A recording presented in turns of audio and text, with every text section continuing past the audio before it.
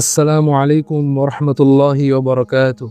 বর্তমান সোশ্যাল মিডিয়াতে একটি ভিডিওতে আমরা দেখেছি মাননীয় সংসদ সদস্য পীরজাদা হানজালা সাহেবকে জঙ্গি বলে সম্বোধন করা হচ্ছে। এই বিষয়ে আমি কিছু কথা বলতে চাই।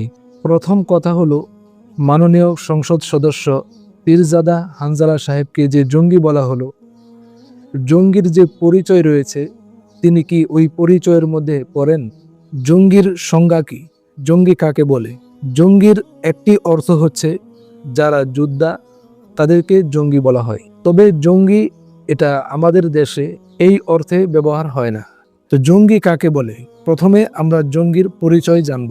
পীরজাদা হানজালা সাহেব যদি এই জঙ্গি পরিচয়ের মধ্যে তিনি পড়েন, তাহলে তো তাকে যে জঙ্গি বলে সম্বোধন করা হলো এটা ঠিক আছে। আর যদি তিনি এই পরিচয়ের মধ্যে না পড়েন, তাহলে তাকে কেন জঙ্গি বলা হলো? নিশ্চয়ই সেটা হয়তো হিংসাত্মকমূলকভাবে অথবা অন্যায়ভাবে অন্তরে নোংরা রাজনীতি লালন করেই হয়তো এমন কথা বলেছে।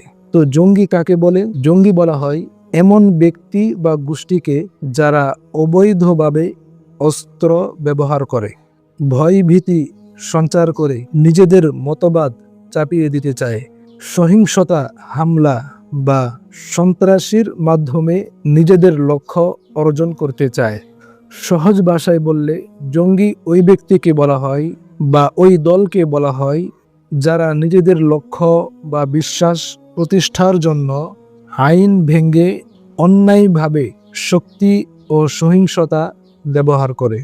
যারা বুদ্ধিমান এবং সুস্থ মস্তিষ্কের মানুষ, এমন কোনো ব্যক্তি এই পরিচয় জানার পরে পীরজাদা হানজালা সাহেবকে জঙ্গি বলে গালি দিবে না।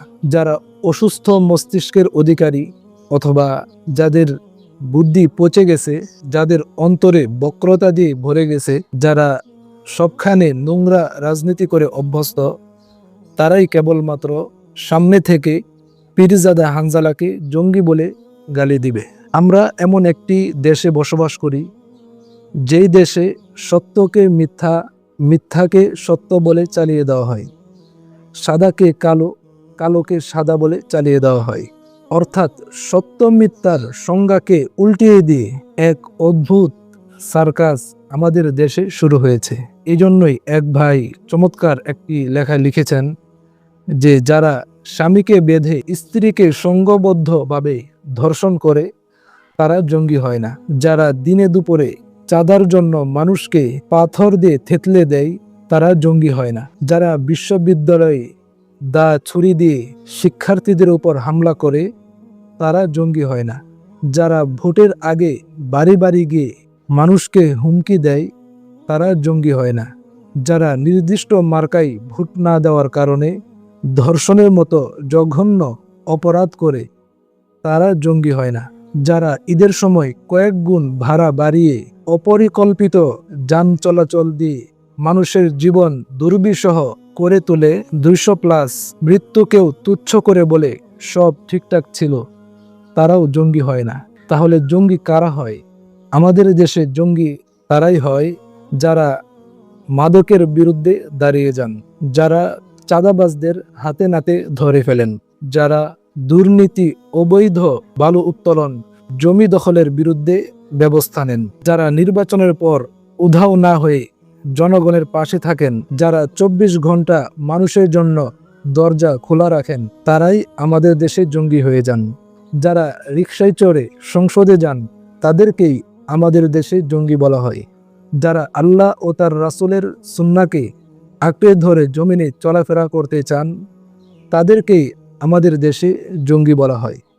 অর্থাৎ যদি তুমি ভালো কাজ করো, যদি তুমি কোরআন সুন্নাহর পথে থাকো, তাহলে তুমি জঙ্গি।